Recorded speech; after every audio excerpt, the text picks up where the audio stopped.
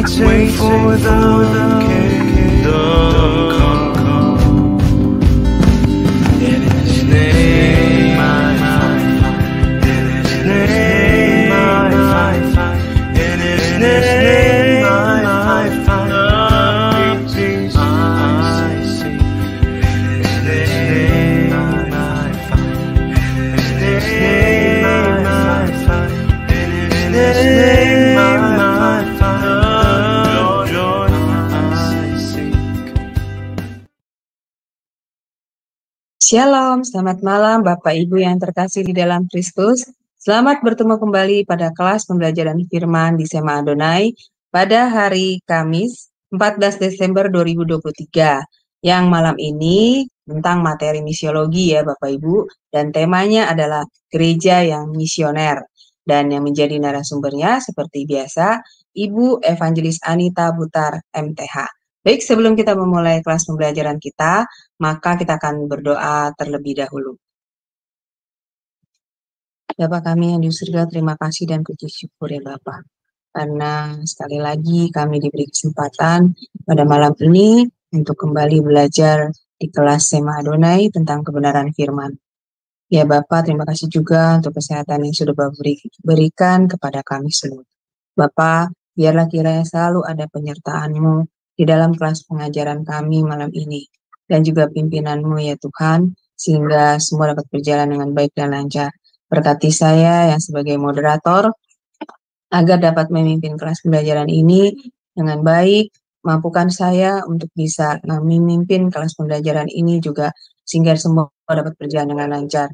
Dan berkati juga para operator kami yang bekerja di belakang layar, sehingga mampukan juga mereka untuk bisa melakukan pekerjaannya dengan baik, juga dengan lancar dan bertanggung jawab. Berkati juga internet kami ya Tuhan, sehingga pembelajaran kelas kami juga tidak mendapatkan kendala dalam hal internet, dan dapat berjalan dengan lancar internet kami, sehingga kelas pembelajaran kami selesai. Berkati juga Ibu Anita Butar yang akan menyampaikan kebenaran firman-Mu ya Tuhan. Berkati, urapi setiap perkataan dari Ibu Anita, dan juga berikanlah hikmat yang daripada-Mu Tuhan, sehingga Ibu Anita bisa menyampaikan kebenaran firman-Mu sesuai dengan kehendak hati-Mu kepada kami semua. Dan berikanlah kepada kami juga hikmat daripada-Mu ya Tuhan, dan mampukan kami untuk bisa menerima pengajaran dari Ibu Anita pada malam ini dengan mendapat pemahaman yang benar, yang sesuai dengan kehendak-Mu. Dan mampukan firman itu menjadi rema ya Tuhan di dalam diri kami, dan mampukan kami untuk bisa melakukannya, dan mampukan kami untuk bisa mengabarkannya kepada sesama kami, dan juga mengajarkannya kepada sesama kami. Terima kasih Tuhan, kami serahkan waktu pembelajaran kami di dalam tangan-Mu, dan kami patahkan segala kuasa kegelapan yang akan mengganggu pembelajaran kelas kami dalam nama Yesus. Doa ini kami panjatkan dengan perantara Tuhan Yesus Kristus, Juru Selamat kami yang hidup. Haleluya. Amin. Baik Bapak Ibu semua, sebelum kita memulai kelas pembelajaran kita, maka kita akan terlebih dahulu melihat profil dari narasumber kita, yaitu Ibu Anita.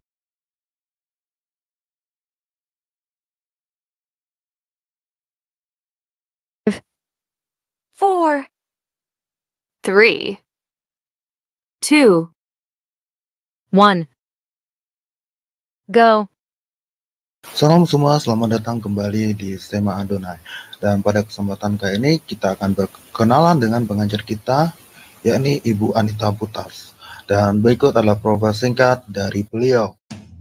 Beliau lahir dengan nama lengkap Anita Mariana P. Butar-Butar, lahir di Kota Jakarta pada tanggal 4 September tahun 1982. Pendidikan Teologi S1 Sekolah Tinggi Alkitab Penyebaran Injil Majalengka, S2 Harvest International Theology Seminary Tangerang.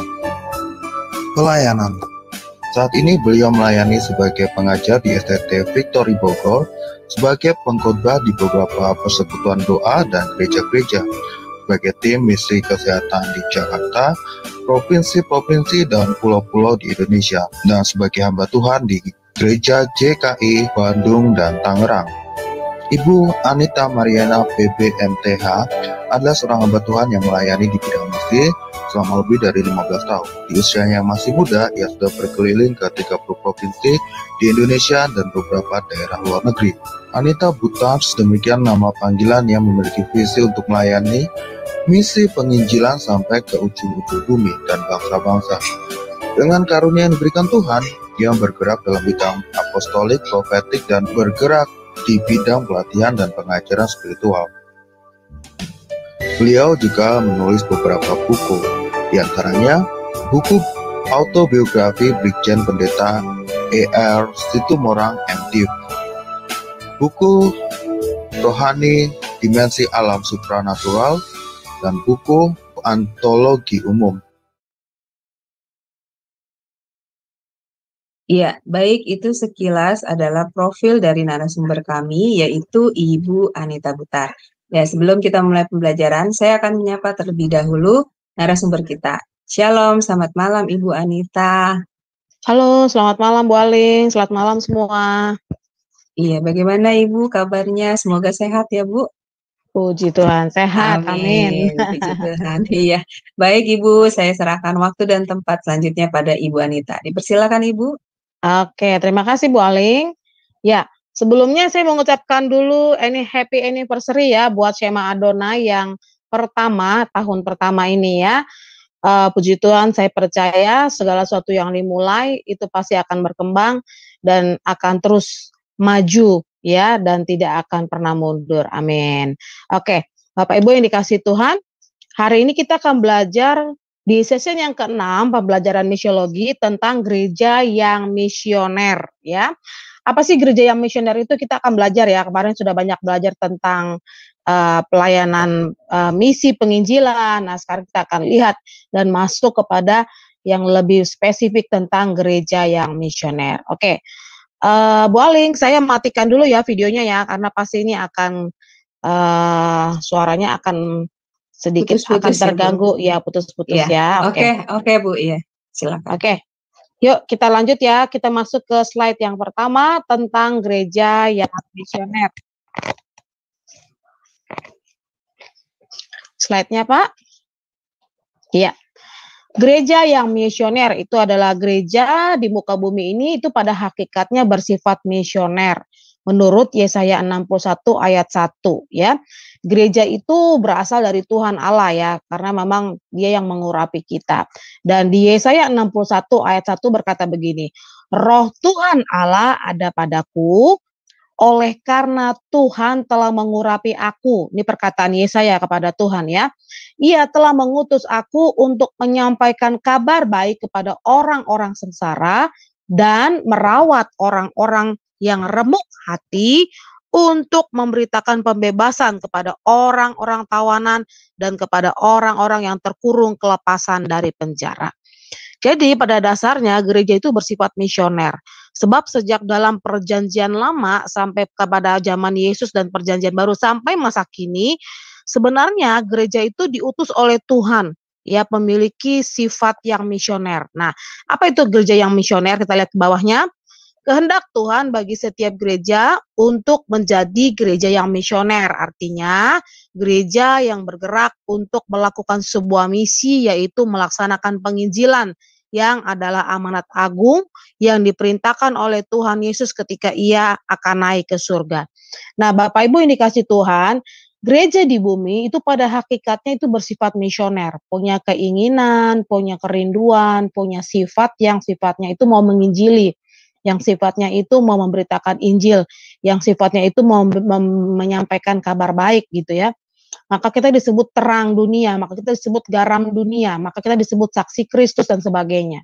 Ya, itu Alkitab katakan. Jadi pada hakikatnya gereja di bumi itu punya sifat misioner.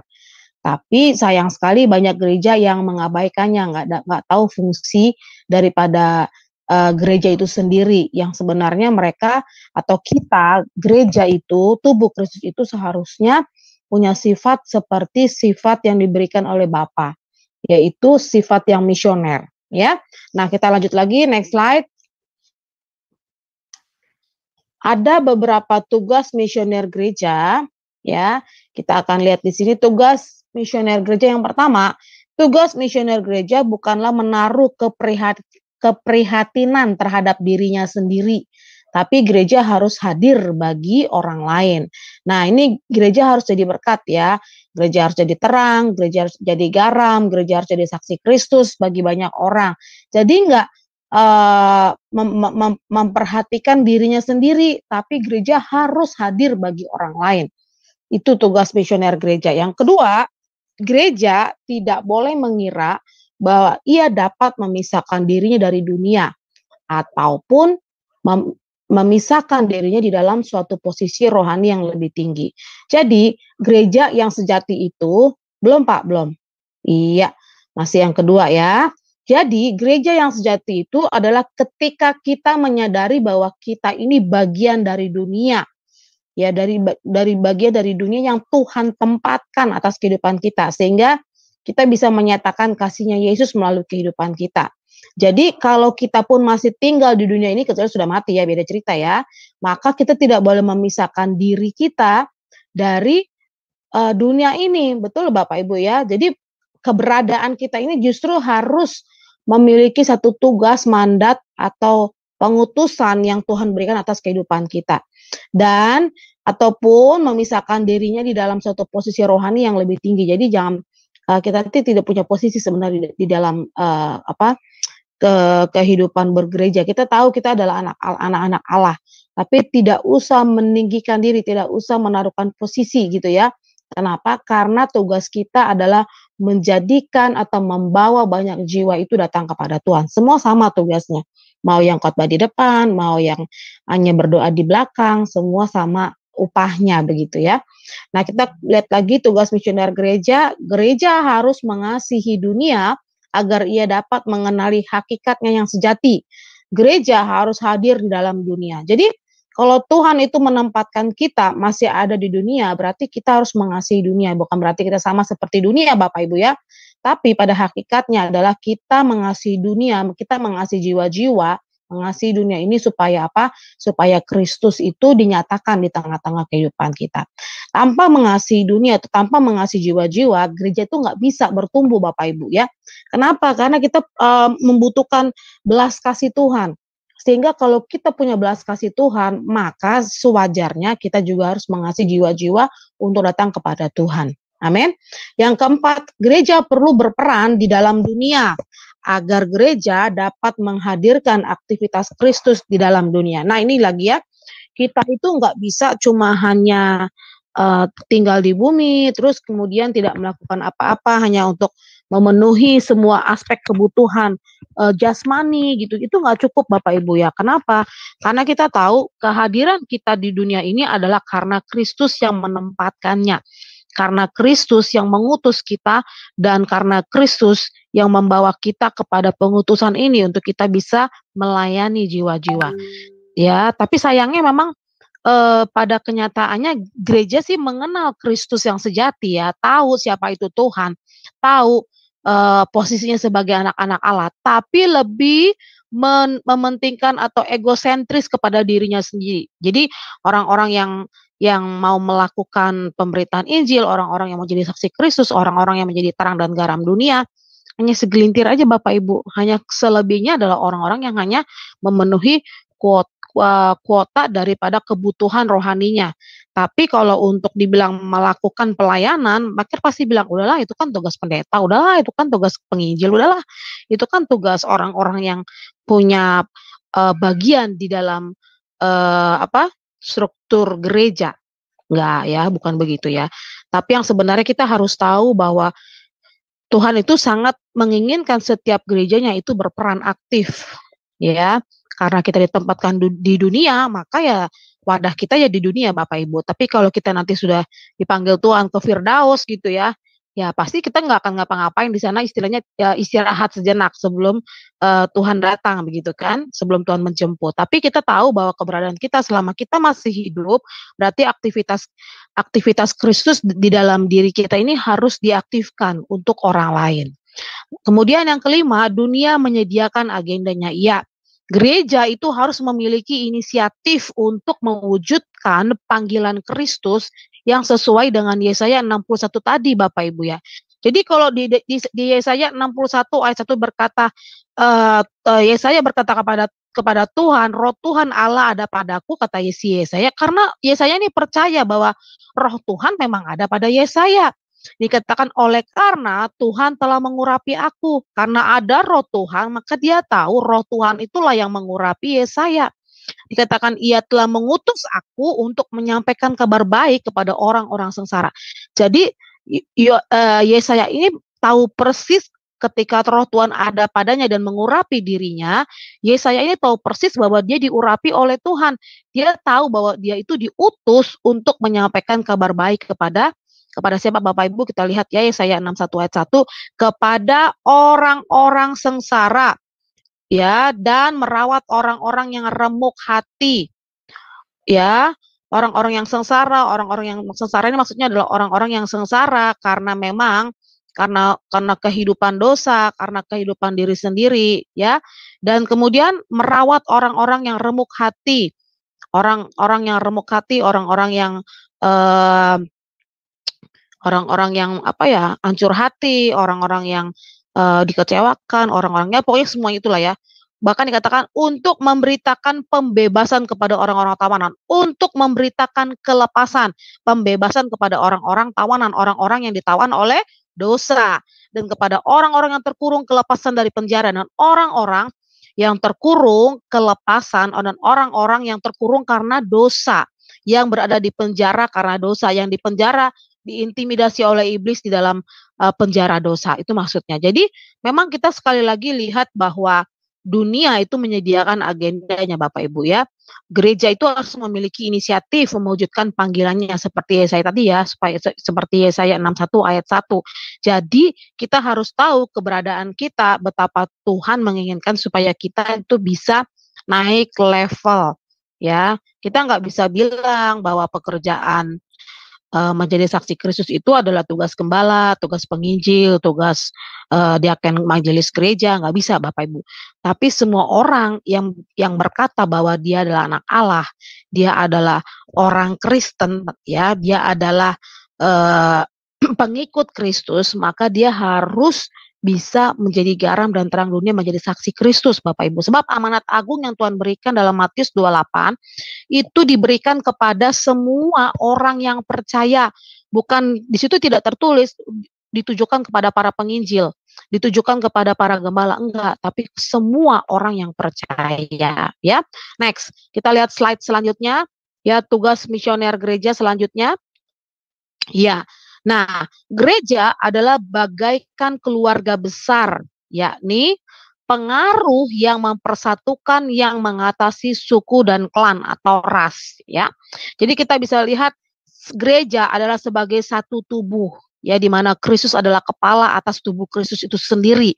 Dikatakan yang memiliki pengaruh, mempersatukan, yang mempersatukan seluruh suku, bangsa dan kaum dan bahasa. Jadi memang keberadaan kita sebagai anak-anak Tuhan itu adalah sebagai gereja yang memiliki pengaruh ya, dan terutama yang mempersatukan ya seluruh suku, bangsa dan kaum dan bahasa untuk mengenal Yesus adalah Tuhan. Amin. Lalu kemudian yang selanjutnya adalah gereja terpanggil untuk menjadi terbuka kepada dunia, kepada orang lain dan kepada masa depan. Wow, ini luar biasa. Jadi gereja itu harus terpanggil, dia harus memiliki satu panggilan yang kuat ya, dan terbuka kepada dunia. Terbuka kepada dunia bukan untuk menjadi seperti dunia, Bapak Ibu. Bukan untuk kita masuk nyemplung seperti orang layaknya orang dunia, enggak. Tapi semuanya itu kita terbuka kepada dunia, kepada orang lain, dan kepada masa depan kita untuk membawa masuk kerajaan Tuhan kepada dunia dan kepada orang lain dan bahkan kepada masa depan. Amin, Bapak Ibu. Jadi semua untuk tindakan melakukan amanat agung Tuhan Yesus, bukan untuk dirinya sendiri ya. Jadi kita tahu bahwa setiap orang tuh punya panggilan masing-masing. Mungkin ada yang bilang, saya kan panggilannya di dunia sebagai artis, atau saya panggilannya itu kan sebagai IT, saya panggilannya sebagai pengajar. Iya, semua panggilan, semua pekerjaan, semua yang menjadi status atau yang menjadi kekuatan kita atau yang menjadi pekerjaan kita, semua itu baik, tapi kita harus tahu bahwa kita punya panggilan di dalam pekerjaan kita masing-masing. Ya, maka ada yang disebut dengan 7 gunung yang harus gereja masuki.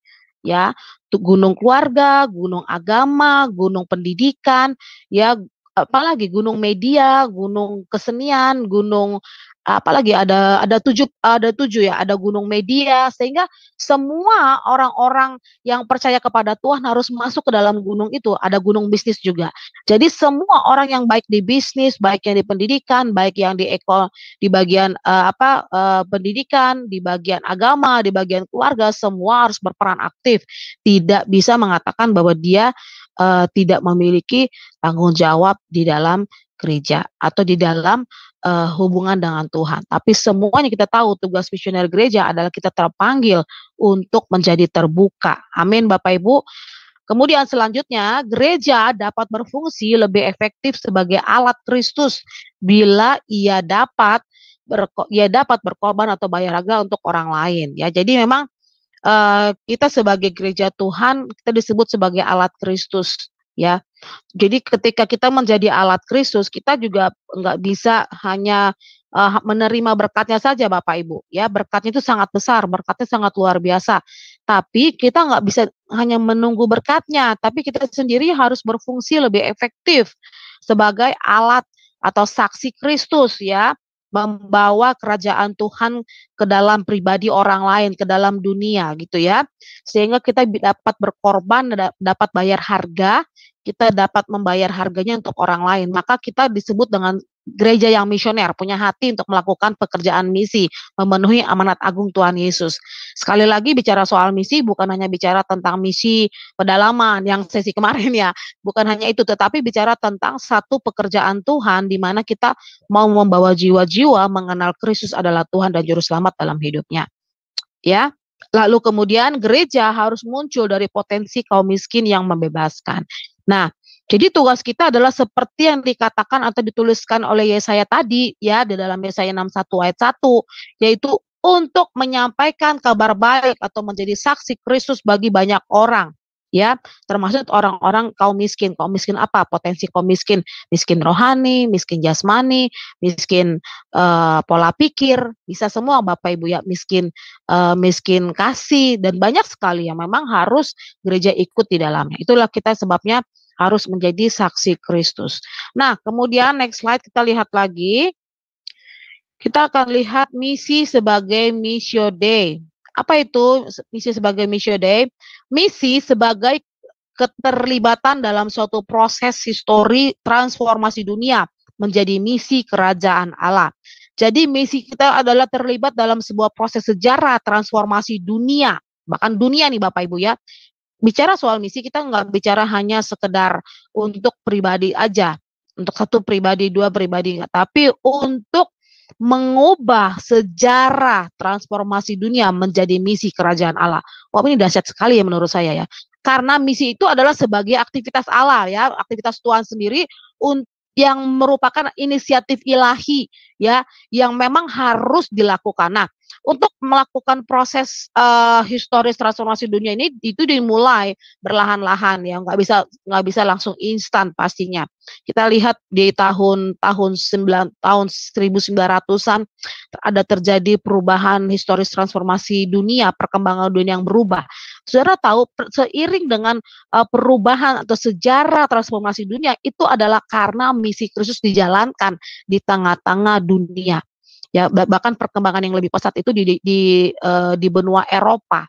Ya, kenapa? Karena memang pada waktu itu banyak sekali para misionaris-misionaris yang kemudian melakukan misinya Tuhan sehingga terjadi sebuah proses atau sejarah transformasi dunia yang kemudian menjadi misi kerajaan Allah. Wah, ini dahsyat sekali Bapak Ibu ya. Nah, kita pun yang harusnya berperan aktif, kita juga bisa melakukan sebuah proses sejarah transformasi dunia. Dengan apa? Dengan menjadikan misi kerajaan Tuhan itu ada di bumi, Bapak Ibu. Bapak Ibu mungkin dengar ya, baru-baru ini terjadi di tahun ini ya, pastinya di tahun ini itu di bulan-bulan Agustus kalau nggak salah sedang terjadi satu fenomena di Amerika ya. Saya lupa itu di daerah mana ya. Di mana banyak orang eh, di sebuah kampus di mana mereka itu melakukan pujian yang tidak henti-hentinya. Ya, mulai dari kampus yang kecil mereka melakukan pujian penyembahan, kemudian Tuhan beracara, yaitu di Amerika, Bapak Ibu ya. Lalu kemudian banyak orang yang kemudian dilawat Tuhan, sampai lawatan Tuhan tidak hanya terjadi di kampus itu, tapi di seluruh di jalan-jalan mereka dilawat Tuhan. Ini dahsyat sekali. Dan baru-baru ini yang terjadi adalah di Belanda itu ada banyak sekali orang-orang muda, orang-orang yang dilawat Tuhan ketika mereka juga menaikkan pujian penyembahan. Wah, ini dahsyat sekali. Menurut saya Tuhan ini sedang bergerak ya, akhir-akhir ini, tahun-tahun ini, bahkan tahun-tahun ke depan ini Tuhan semakin banyak bergerak masuk ke dalam satu perkumpulan orang-orang yang haus dan lapar akan Tuhan. Nah, inilah Bapak Ibu yang saya maksud. Sehingga apa? Sehingga terjadi proses sejarah transformasi dunia. Ketika orangnya berubah, maka dunia pun akan berubah. Ya, paham ya Bapak Ibu ya?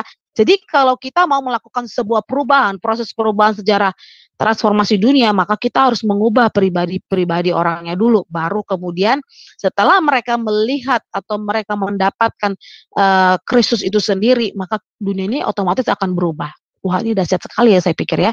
Kenapa? Karena memang untuk melakukan sebuah transformasi sejarah dunia, Bapak Ibu, kita tuh nggak bisa dengan melakukannya dengan sebuah hanya knowledge saja, pengetahuan, kepintaran, nggak bisa, nggak cukup. Tapi dengan pengurapan yang dari Tuhan itu pasti bisa dikerjakan, karena hal-hal yang supranatural itu pasti terjadi.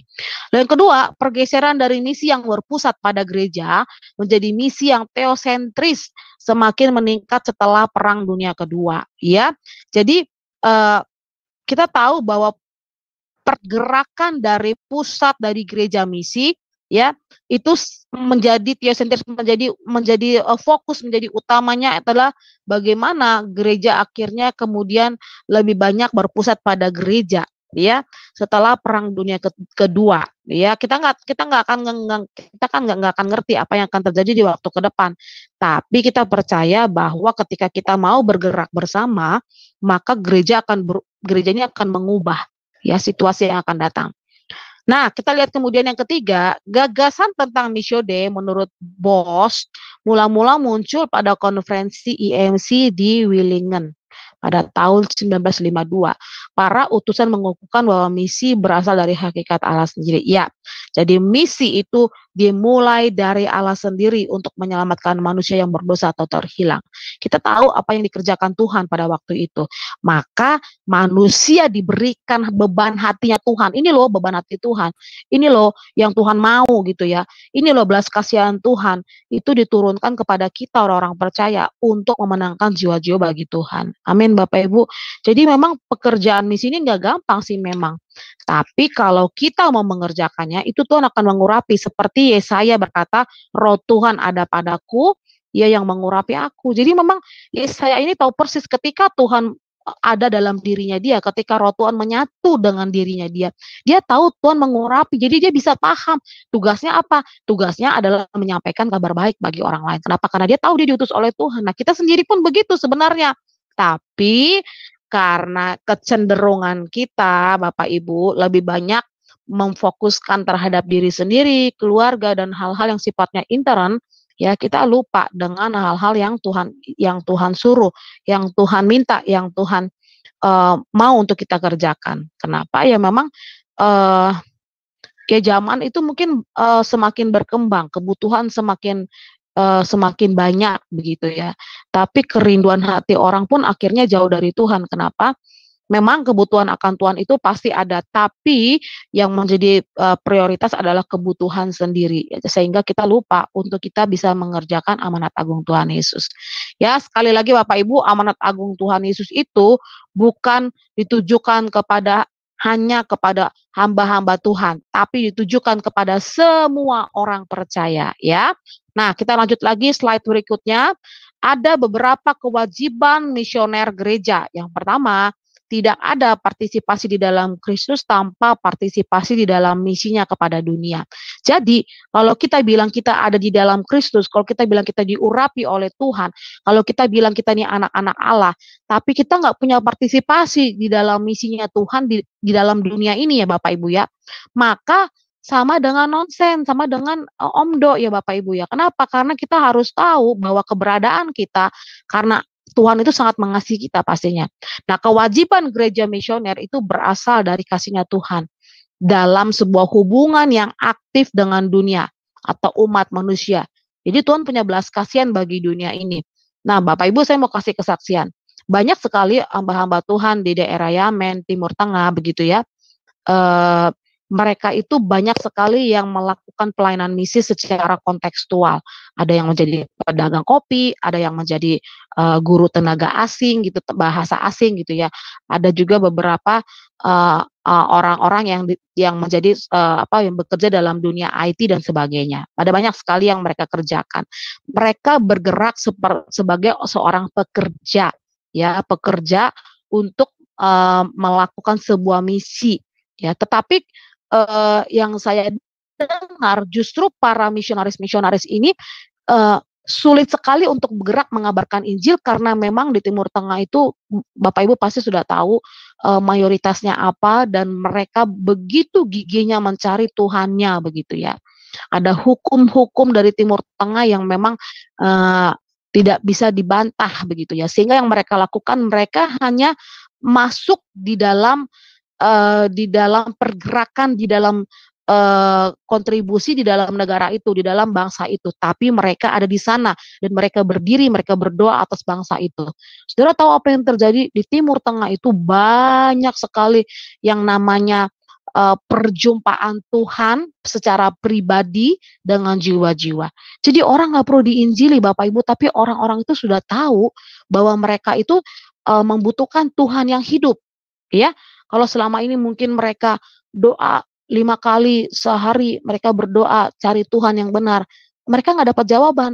Mereka udah sampai berhari-hari, bertahun-tahun, berpuluh tahun mereka cari Tuhan, tapi mereka nggak ketemu dengan Tuhan. Ketika mereka akhirnya bertanya, siapa Tuhan yang sebenarnya? Tuhan langsung melakukan, Tuhan langsung seperti turun Bapak Ibu ya. Tuhan itu langsung memperkenalkan dirinya melalui mimpi, melalui kejadian-kejadian yang ajaib, melalui pertolongan-pertolongan Tuhan. Jadi banyak orang di Timur Tengah itu yang akhirnya mengenal Kristus. Saudara tahu Palestina itu enggak semuanya orang Muslim, tapi banyak sekali orang-orang Kristen di sana. Ya, banyak sekali lawatan yang sedang Tuhan taruh di tengah-tengah orang Palestina. Banyak sekali orang lawatan-lawatan Tuhan yang terjadi di Timur Tengah. Kenapa? Karena Tuhan tidak membiarkan para misionarisnya itu hanya bekerja di dalamnya, tapi tanpa melihat mujizat. Sehingga banyak orang yang tahu ketika mereka adalah orang Kristen, orang-orang ini berdatangan ke para misionaris ini. Ya itu luar biasa loh Bapak Ibu. Kenapa? Jadi seakan-akan begini, tanpa kita pun Tuhan bisa bekerja dengan dahsyat. Ya, tanpa kita pun memberitakan Injil, Tuhan bisa memperkenalkan dirinya secara pribadi. Nah, kalau kita sendiri ini nggak mau dipakai Tuhan, betapa malangnya hidup kita. Yang seharusnya Tuhan pakai kita untuk melakukan mujizat, yang sebenarnya Tuhan mau memakai kita untuk menyatakan firman-Nya, kebenarannya, tapi kita nggak mau. Akhirnya apa? Kita ketinggalan Bapak Ibu. Ada firman yang berkata dalam firman Tuhan, siapa yang pertama akan menjadi yang terdahulu, yang akan menjadi terbelakang, tapi yang belakangan akan menjadi yang pertama. Nah, ini jangan sampai firman itu terjadi atas kita yang sudah mengenal Kristus yang di awal menjadi yang belakangan, tapi mereka yang baru mengenal Kristus, mereka jadi yang pertama. Wow, ini jangan sampai terjadi atas kita ya Bapak Ibu ya. Kenapa? Itu sebabnya kita perlu berpartisipasi di dalamnya, ikut seirama dengan Tuhan, supaya kita tahu apa yang Tuhan mau, supaya kita bisa mengerjakan bagian kita dan Tuhan mengerjakan bagiannya. Amin. Yang kedua, misi bukanlah soal kehendak manusia dan usahanya untuk memperbaiki, melainkan masalah kehendak ilahi. Ya, pekerjaan misi semua adalah perkara ilahi Bapak Ibu. Sekalipun kita cuma bilang, aduh misi itu kan kontekstual, bla bla bla bla, atau hanya ya sifatnya itu sesuatu yang apa? Penjangkauan begitu, yang sifatnya kontekstual, yang sifatnya itu ya nggak kelihatan sekali. Tapi Bapak Ibu kita harus tahu ketika Tuhan mengutus seseorang untuk melakukan sebuah misi dan kehendak Tuhan, maka di situ Tuhan berperkara. Sifatnya ilahi, artinya yang disebut ilahi, sesuatu yang ilahi, yang supranatural. Jadi kita harus tahu semua pekerjaan misi yang Tuhan berikan, semua itu bukan maunya manusia, bukan karena manusia bisa, enggak, tapi karena Tuhan punya kehendak ilahi. Amin. Nah, bicara soal misi sekali lagi, ini bukan bicara hanya untuk orang-orang yang melakukan pelayanan atau pekabaran itu sampai ke pedalaman-pedalaman pelosok-pelosok seperti yang sesi yang kemarin gitu Bapak Ibu ya. Bukan hanya itu, tapi pelayanan misi itu penjangkauan baik seluruh keluarga yang belum mengenal Tuhan, tetangga yang belum mengenal Tuhan, orang-orang terdekat kita, teman, saudara, teman kantor dan sebagainya. Mereka yang belum kenal Tuhan, itu loh misi kita. Ya, amin Bapak Ibu ya. Lalu kemudian yang ketiga, aktivitas misi adalah perwujudan rencana Kristus dan realisasi atau penampakannya. Jadi aktivitas misi itu adalah rencana agendanya Kristus ya untuk direalisasikan, diwujudkan. Dengan cara apa? Dengan berbagai cara ya. Maka ada banyak sekali jenis-jenis misi, misi secara kontekstual, misi secara pribadi, misi banyak sekali ya. Misi dengan cara memenangkan dengan cara sifatnya umum ya. Yang sering saya lakukan dalam pelayanan misi itu adalah misi melalui jalur bakti sosial, ya sosial kemanusiaan. Kita sebut sosial kemanusiaan. Kenapa? Karena ketika kita melakukan sosial kemanusiaan, orang itu banyak nerima. Ya, bukan cuma orang Kristen. Ya, orang itu kalau dikasih makan, orang itu kalau dilayani dengan sisi kesehatan, dia nggak akan tanya, dokternya dari mana? Dokternya orang Kristen. Orang nggak akan nanya Bapak Ibu. Tapi karena dia punya kebutuhan, ya dia pasti akan ikut di dalamnya. Ya, nah disitulah kebiasaan tim saya itu adalah bagaimana ketika kita melakukan bakti sosial, sebelum orang itu menerima obat, orang itu akan ditanya dulu, Bapak mau nggak didoain? Ya, sehingga pada waktu didoain dengan tim konselor ya, mereka itu siap. Mau nggak didoakan dalam nama Yesus? Mau nggak mengalami mujizat ya? Dan banyak juga ya Bapak Ibu yang mengalami terobosan dan mujizat kesembuhan. Kenapa? Karena sudah didoakan, karena sudah diinjili. Jadi sekalipun orang itu mungkin nggak ngeh di hari itu, dia mengeraskan hatinya. Satu saat ketika dia mengalami perjumpaan dengan Tuhan, dia sudah tahu dan dia sudah mengenal Yesus yang kita sebutkan, ya. Nah, kita lihat lagi, ya. Kristus itu memperbaiki wajah bumi, artinya Kristus itu memperbaiki seluruh sejarah kehidupan dunia dan manusia di dalamnya.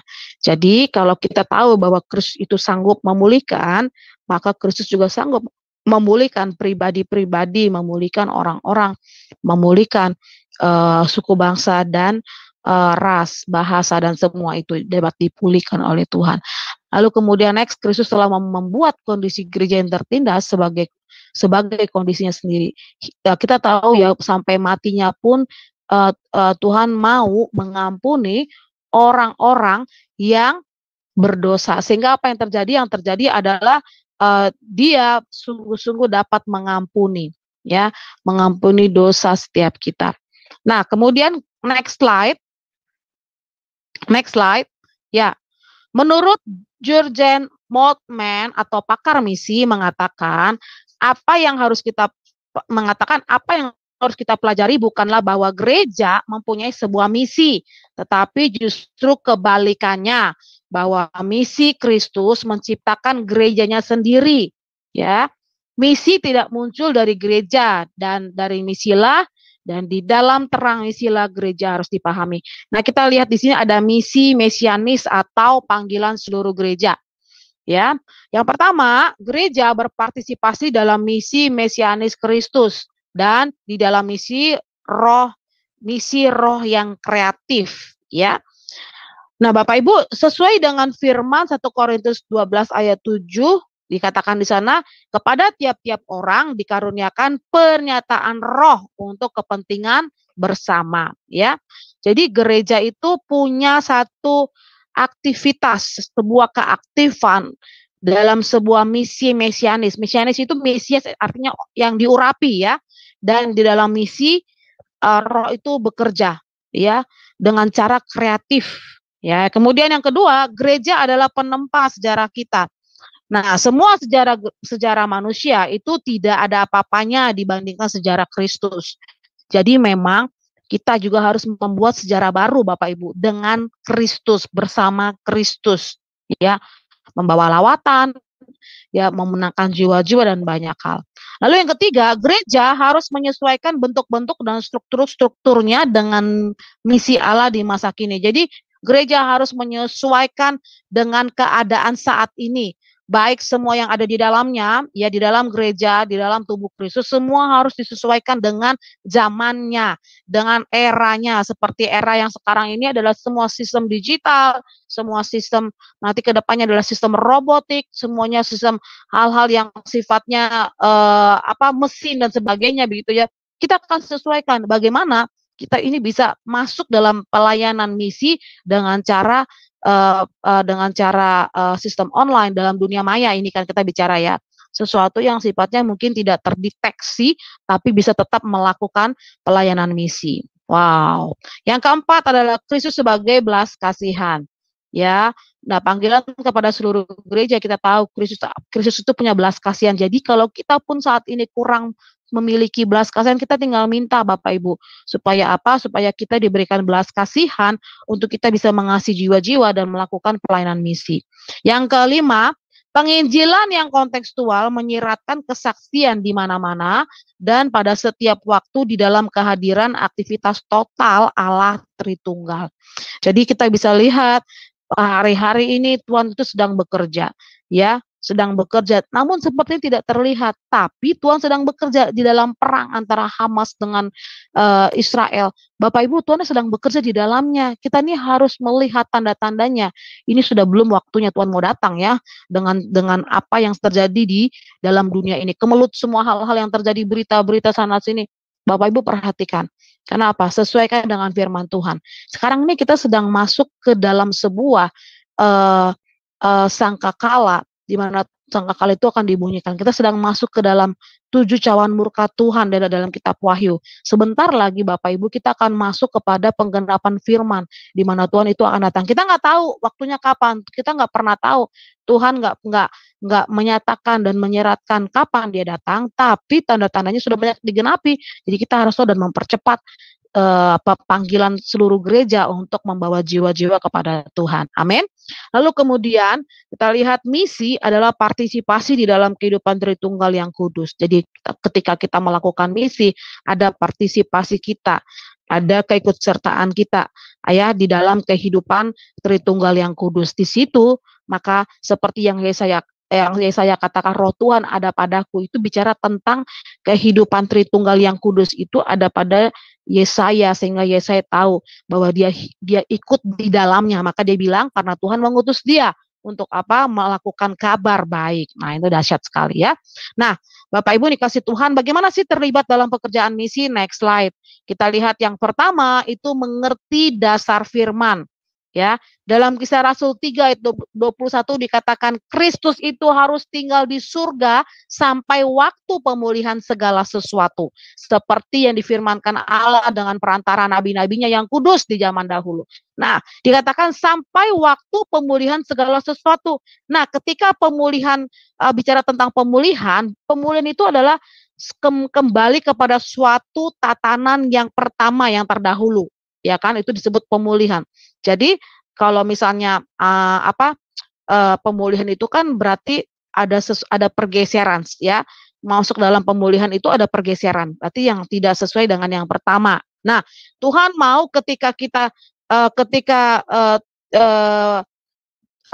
Kristus itu harus tinggal di surga, ya, dan dia mau menyatakan dirinya, maka pada waktu itulah Tuhan itu akan menantikan waktu pemulihan segala sesuatu. Ketika orang-orang sudah mengenal Kristus, ya, orang-orang sudah menyerahkan hidupnya kepada Kristus, ketika orang-orang mengenal siapa Tuhan yang sebenarnya, Tuhan yang benar itu siapa, ketika semua orang itu sudah kembali kepada tatanan yang semula begitu ya, sehingga yang terjadi adalah Kristus itu akan turun ya, dan kemudian Tuhan sendiri yang akan membawa gerejanya. Nah, dalam Lukas 10 ayat 2 dikatakan, lalu mengutus mereka berdua-dua.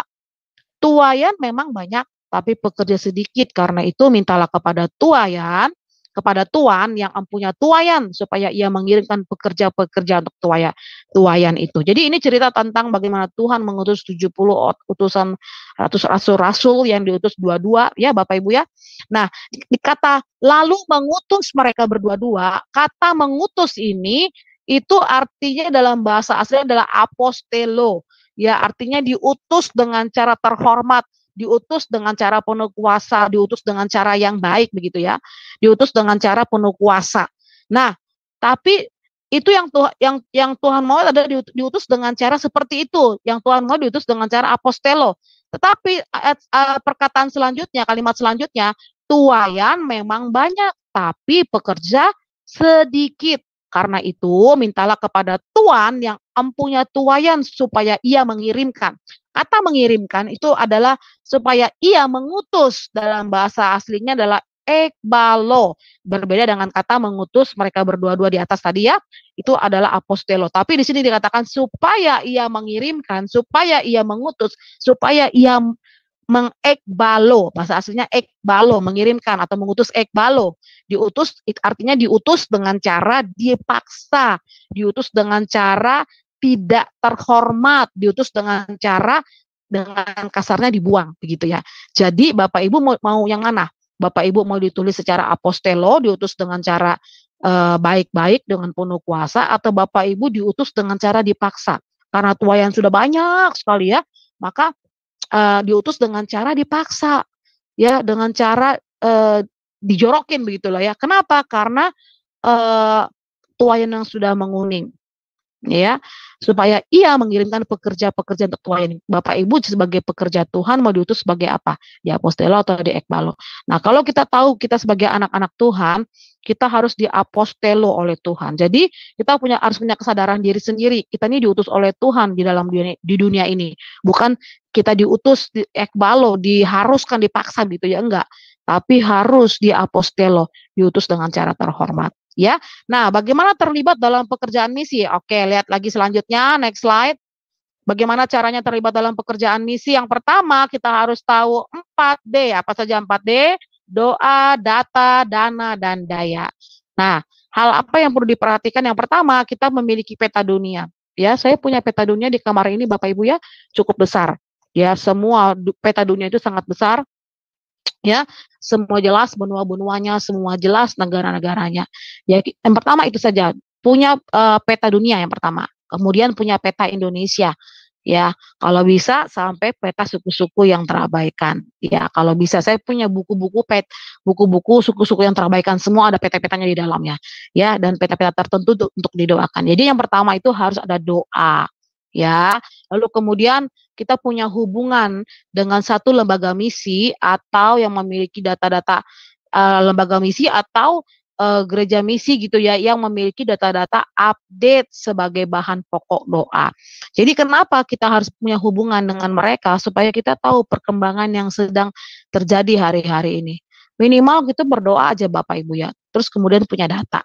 Nah kemudian bagi Bapak Ibu yang memiliki dana lebih, ya itu bisa dengan cara membantu menolong para hamba-hamba Tuhan di dalam pelayanan misi contohnya, ya.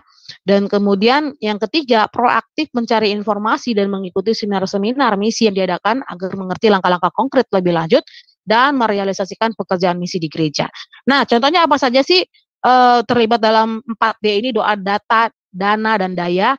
Ya, kalau Bapak Ibu punya daya, Bapak Ibu bisa diutus sebagai utusan misi, misalnya melakukan pelayanan misi ke daerah Papua, dari pedalaman Indonesia dan sebagainya.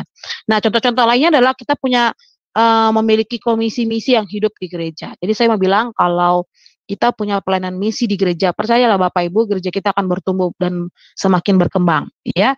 Terus mengadopsi, ya, kita perlu mengadopsi suku terabaikan, suku-suku yang terasing gitu ya. Ketika saya melihat gereja-gereja yang mengadopsi suku-suku yang terabaikan di Indonesia, saya melihat gereja mereka mengalami perkembangan. Sekalipun tidak mewah, tapi mereka mengalami perkembangan yang signifikan. Bahkan dunia bisa mengenal, bisa melihat, bahkan bisa mengetahui gereja itu karena apa? Karena orang-orang yang memang punya hati, ya. Gereja punya gereja yang memiliki hati, yang punya sifatnya misioner untuk setidaknya mengadopsi suku-suku yang terabaikan. Ya, bisa dengan kelompok-kelompok doa. Kemudian kalau Bapak Ibu punya dana, bisa mendukung dana dalam pekerjaan misi, bahkan bisa mengutus para misionaris ke ladang misi dan banyak hal, ya. Oke, jadi itu hal-hal yang memang yang gereja bisa lakukan, ya, dengan 4D itu. Lalu kemudian apa saja yang akan gereja lakukan ketika menjadi gereja yang misioner? Next slide, kita lihat. Wah, ini memang pelajaran 2 SKS ini lumayan loh Bapak Ibu ya. Pelajaran misiologi ini Bapak Ibu sudah dapat 2 SKS ini ya. Karena memang setiap sesi yang saya bagikan itu memang semua berbobot. Kenapa? Karena memang ini sebenarnya pembelajaran anak mahasiswa. Tapi it's okay, saya percaya Bapak Ibu bisa mengikutinya ya. Nah, kemudian lanjut lagi menjadi gereja yang misioner. Apa saja yang harus dilakukan? 1, gereja harus memahami konsep Missio Dei, misinya Tuhan. Gereja harus tahu misinya Tuhan itu apa. Ya, kita harus memenuhi amanat agung Tuhan Yesus. Yang kedua, gereja harus menanamkan kepercayaan untuk menyampaikan berita kepada bangsa-bangsa. Ya, Bapak Ibu, kita ini tujuannya ini benar-benar ditempatkan Tuhan untuk kita nih bisa menjadi terangnya Tuhan Kristus, ya. Terang Tuhan. Kita ditempatkan sebagai garam dunia. Kita ditempatkan sebagai saksi Kristus. Kita ditempatkan sebagai seseorang yang ditempatkan Tuhan untuk membawa lawatan bagi banyak bangsa, banyak orang-orang yang Tuhan mau bawa gitu ya untuk mengenal Dia. Nah, Bapak Ibu dikasih Tuhan, saya benar-benar memiliki satu panggilan untuk sampai kepada bangsa-bangsa. Tapi kalau sampai hari ini saya masih ada di sini, berarti ada sesuatu yang masih ingin Tuhan berikan gitu ya. Ada sesuatu yang mau Tuhan taruhkan, ada sesuatu yang masih Tuhan mau perjuangkan, ada sesuatu yang masih Tuhan mau bereskan dalam hidup saya. Jadi saya percaya Bapak Ibu juga begitu. Semua kita juga punya kerinduan mungkin di dalam hati, tapi belum terrealisasi. It's okay. Yang kita lakukan adalah kita tetap di tracknya. Ketiga, memahami bahwa misi adalah esensi. Misi itu maka tidak ada penuaian jiwa-jiwa. Tanpa misi, Bapak Ibu, tidak akan ada orang-orang yang mengalami lawatan Tuhan. Tanpa misi, Bapak Ibu, tidak ada beban hati Tuhan. Maka minta sekali lagi minta, setiap gereja-gereja yang Bapak Ibu pimpin, setiap gereja-gereja yang Bapak Ibu ada di dalamnya, minta beban hati Tuhan supaya punya hati misi untuk melakukan sesuatu yang sangat esensi dari sebuah gereja adalah melakukan amanat agungnya Tuhan Yesus. Amin. Yang keempat, menjadi gereja misioner bukanlah sebuah pilihan, namun sebuah hakikat, sebuah keharusan, sesuatu yang sifatnya wajib. Kenapa? Karena benar-benar ini sesuatu yang menentukan, Bapak Ibu. Kalau kita mau lihat bagaimana Kristus itu harus turun dari surga itu ketika pemulihan segala sesuatu di firman Tuhan katakan. Jadi bagaimana kita mau melihat sebuah pemulihan kalau kita sendiri tidak turun di dalamnya, ya. Yang kelima, gereja yang menantikan kedatangan Kristus yang kedua kalinya setelah bumi mendengar Injil. Nah, ada Matius 24 ayat 14 berkata, dan Injil kerajaan ini akan diberitakan di seluruh dunia menjadi kesaksian bagi semua bangsa. Sesudah itu barulah tiba kesudahannya. Jadi kalau Injil firman itu sudah diberitakan ke seluruh dunia menjadi kesaksian bagi semua orang, kaum, dan bahasa, maka sesudah itu baru tiba kesudahannya. Maka sesudah itu Tuhan datang, Bapak Ibu. Jadi kalau kita belum menyampaikan firman itu sampai ke pelosok-pelosok dunia, aduh, boro-boro ke pelosok dunia, ternyata di bangsa Indonesia sendiri banyak juga loh yang belum mengenal Kristus. Kita nggak usah yang macam-macam deh. Ya, justru para misionaris mengatakan bahwa the last atau the big giant yang terbesar, yang sangat besar, yang belum diselamatkan itu suku Sunda loh di Indonesia. Bayangkan Bapak Ibu, di Jawa suku Sunda. Itu sebabnya Bapak Ibu, Tugas kita adalah bagaimana mengenalkan Kristus kepada dunia ini, kepada orang-orang di sekeliling kita. Supaya apa? Supaya Kristus itu bisa datang, ya. Supaya Kristus itu bisa datang dan semua kaum bahasa dan bangsa ini bisa dimenangkan bagi Tuhan. Nah, kita lihat ada beberapa penghalang-penghalang dalam bermisi. Apa saja sih penghalang dalam bermisi? Next slide. Kita lihat ada sindrom minoritas. Kita tahu bahwa kita orang-orang Kristen ini di dalam bangsa Indonesia ini kita adalah minoritas. Yang paling banyak itu adalah kaum Muslim, ya. Tapi karena kita tahu kita ini memiliki kelompok kecil, kita harus belajar dari Yusuf. Yusuf juga demikian, dia hanya seorang diri, dia hanya sebatang kara istilahnya ketika dia mengalami banyak perkara. Ya, ketika dia di penjara, ketika dia melakukan banyak hal, ketika dia harus dijual, ketika banyak lah ya. Tapi ketika dia menjadi minoritas, justru dia menjadi mayoritas. Dengan keberadaan dirinya, dia bisa menunjukkan kepada dunia bahwa dia bisa dan dia kuat, dia mampu, bahkan dia bisa memenangkan banyak orang. Karena apa? Karena Yusuf berhasil keluar dari sindrom minoritas. Nah, kita juga demikian Bapak Ibu ya, kita juga harus berpikir atau memiliki sebuah paradigma, kita ini bukan minoritas, tapi kita bisa melakukan sesuatu yang besar. Sekalipun dunia memandang kita sebagai minoritas, tapi yang justru yang minoritas ini bisa menjadi sesuatu yang besar. Yang kedua, kelompok kecil yang berkualitas, ya. Belajar dari Daniel. Kekristenan adalah sebuah kelompok kecil, tapi harus berkualitas. Amin. Sekalipun kita disebut dengan kelompok kecil, tapi kita punya kualitas, ya. Ketika kita tahu bahwa kita ini punya potensi dalam kehidupan kita, ketika Tuhan mengurapi dengan kita, apalagi yang kita butuhkan selain roh Tuhan yang ada pada kita. Amin Bapak Ibu. Justru roh Tuhan yang ada dalam diri kita bisa melakukan banyak hal yang kreatif, yang seperti yang Tuhan mau. Nah, kemudian yang ketiga, inward looking versus outward looking. Jadi Bapak Ibu jangan melihat hanya ke dalam, ya. Ya, jangan melihat hanya ke dalam. Kalau kita melihat ke dalam, kita tuh minoritas, kita tuh nggak bisa apa-apa, kita tuh nggak punya daya, kita nggak punya kekuatan, dan kita nggak bisa melakukan apa-apa. Kalau kita hanya melihat diri kita sendiri. Tapi ketika kita outward looking, melihat keluar, itu artinya kita bisa melihat sesuatu yang besar. Kalau kita melihat keluar, kita bisa melihat di luar itu banyak orang yang membutuhkan pertolongan. Kalau kita keluar, kita bisa lihat sesuatu yang memang harus dikerjakan, itu adalah sesuatu yang besar, bukan suatu perkara yang kecil. Jadi daya pikir kita pun jadi pikiran yang besar Bapak Ibu. Kenapa? Karena memang Tuhan mau kita ini memiliki paradigma yang sangat besar seperti Kristus, ya. Kemudian yang keempat, ya, penghalang dalam bermisi, church planting versus Christ planting. Jangan pernah berpikir ketika kita menjangkau jiwa kita harus buka gereja. Bahkan yang bukan jadi pendeta. Ya, bukan begitu maksudnya ya. Oke, church planting itu memang sudah pasti, ya. Membangun gereja itu pasti sudah pasti secara otomatis. Tapi yang paling penting ketika kita melakukan misi adalah kita Christ planting, menanam Kristus dalam diri orang lain. Bapak Ibu, kalau kita misi ke pedalaman, ya banyak orang yang dibaptis, banyak orang yang terima Yesus. Kita nggak mungkin kan bahwa mereka, ya kan, kita nggak mungkin bahwa mereka ikut ke Jakarta jadi jemaat kita. Nggak mungkin Bapak Ibu. Kalau Bapak Ibu menangkan orang lain, Bapak Ibu ada di Eropa, Bapak Ibu menangkan orang di Indonesia, nggak mungkin kan Bapak Ibu tarik dia sampai ke Eropa. Beberapa banyak orang yang kita tanggung, betul Bapak Ibu.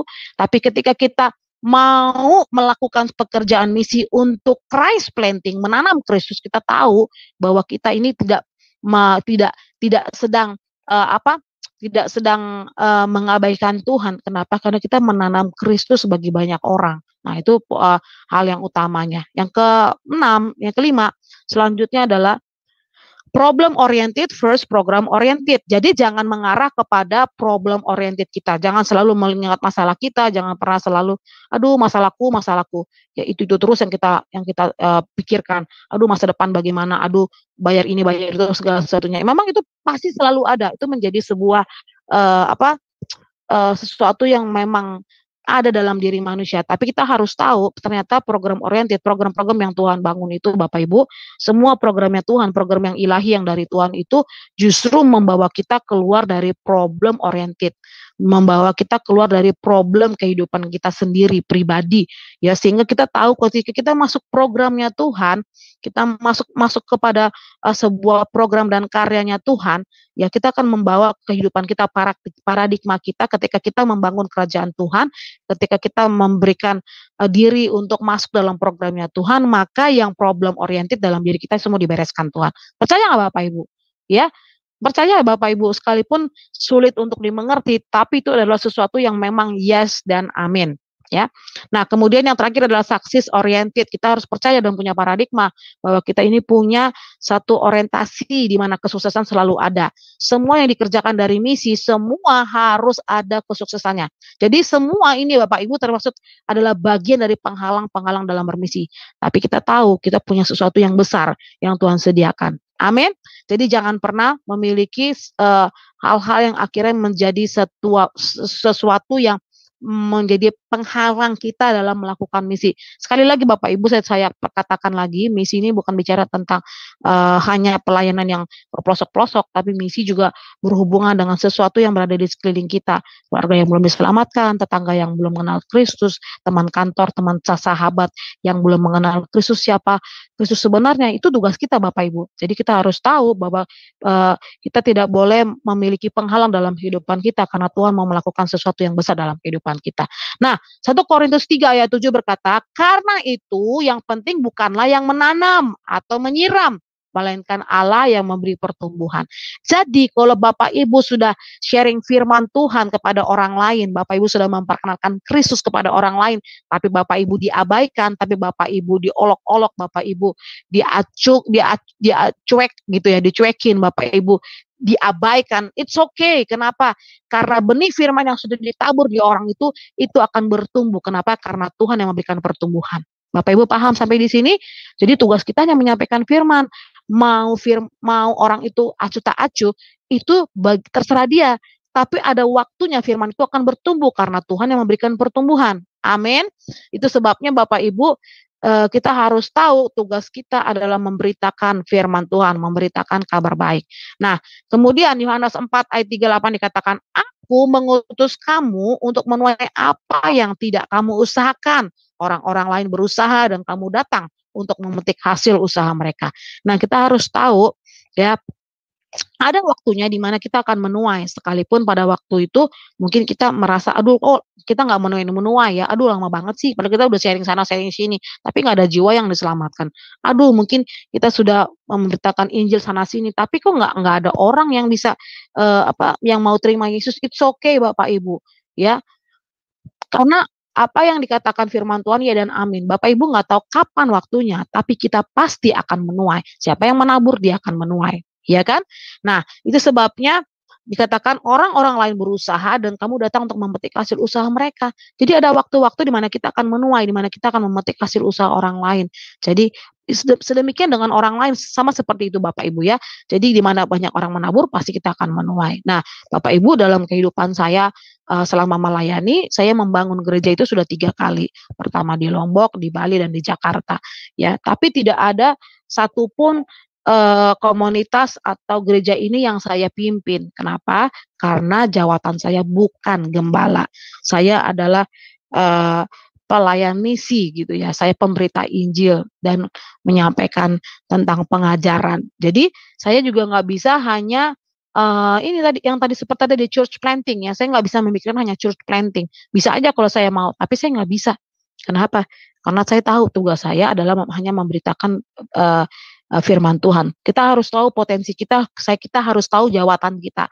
Nah, kalau Bapak Ibu mau tahu jawatan Bapak Ibu ada apa begitu ya, ada beberapa kuesioner yang bisa membawa Bapak Ibu untuk bisa mengenal jawatan Bapak Ibu. Saya punya kuesionernya, ada 120 pertanyaan yang harus Bapak Ibu jawab. Bapak Ibu bisa tahu kuesioner dari jawatan Bapak Ibu bisa tahu ya 9 karunia yang Bapak Ibu miliki itu apa saja ketika Bapak Ibu mengisi kuesioner itu. Nanti coba lagi, jadi setahun itu bisa 3 kali coba, setiap 4 bulan sekali Bapak Ibu coba. Ketika dalam 1 tahun itu Bapak Ibu coba dan hasilnya sama, itulah jawatan Bapak Ibu.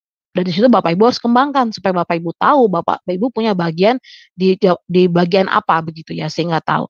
Nah, karena jawatan saya adalah Nabi Rasul ya, dan pengajar, yang dimana nabi rasul itu adalah orang-orang yang bekerja dalam pekerjaan misi, ya misioner, maka saya bekerja di situ. Saya bukan seorang gembala, ya, dan saya tahu pekerjaan saya tahu bagian saya adalah bagaimana saya menyampaikan pesan Tuhan, saya membawa kabar baik, saya menyampaikan isi hati Tuhan dan sebagainya gitu ya. Dan saya membawa tentang pengajaran-pengajaran.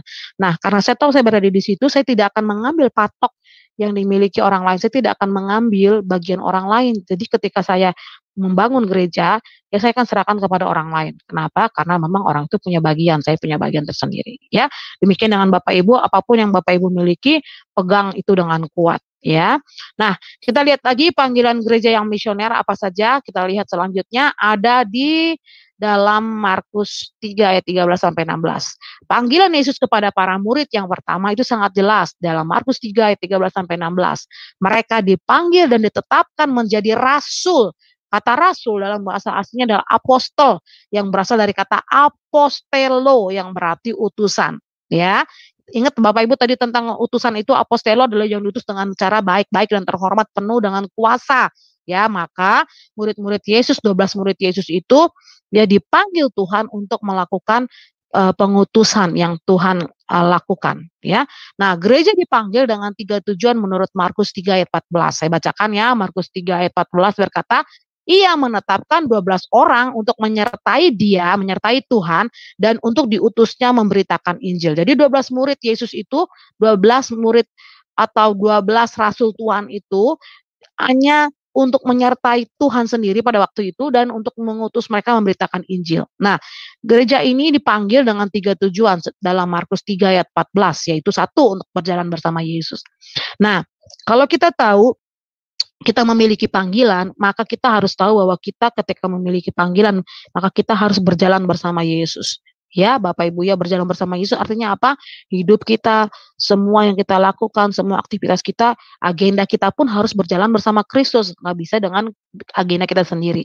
Nggak bisa dengan kehidupan kita sendiri. Kita harus melibatkan Tuhan dalam segala sesuatunya. Yang kedua, untuk memberitakan Injil. Ya, jangan lupa amanat agung Tuhan Yesus. Bagaimana Tuhan menginginkan supaya kita pergi dan jadikanlah semua bangsa dan kaum dan bahasa. Ya kan? Berarti semua untuk memuridkan, bahkan untuk membaptis mereka. Yang ketiga, untuk gereja diperlengkapinya dengan kuasa untuk kebutuhan pelayanan itu. Kita tahu Kisah 1 ayat 8 bahwa kuasa itu akan diberikan ketika kita memberitakan Injil mulai dari Yerusalem, Judea, Samaria sampai kepada ujung-ujung bumi. Semuanya harus disampaikan. Maka gereja akan memenuhi 3 tujuan ini menurut Markus 3 ayat 14. Amin Bapak Ibu. Nah, kita lihat lanjut lagi next. Mengapa harus ada misi yang dilakukan oleh banyak orang di bumi ini?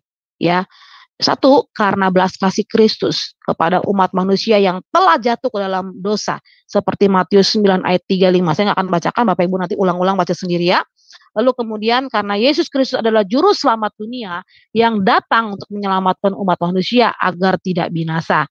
Yohanes 3 ayat 19. Yang ketiga, Yesus akan menjadi terlalu kecil jika hanya disembah oleh bangsa tertentu saja Bapak Ibu. Ya, karena seluruh bangsa dan umat manusia di bumi harus menyembah Tuhan Yesus. Jadi Bapak Ibu, semua bumi ini harus kenal Tuhan. Ya, jangan sampai ada yang tersisa. Ya, semua harus kenal Tuhan. Yang keempat, karena amanat agung Tuhan Yesus saat dia akan naik ke surga setelah kebangkitannya, ia ingin agar kita mewartakan Injilnya sampai ke ujung bumi serta membawa jiwa-jiwa yang terhilang kepada Tuhan, karena banyak orang di dunia yang belum mengenal Kristus dan belum menerima keselamatan. Ya, Matius 29 ayat 16 sampai 20. Oke, yang terakhir.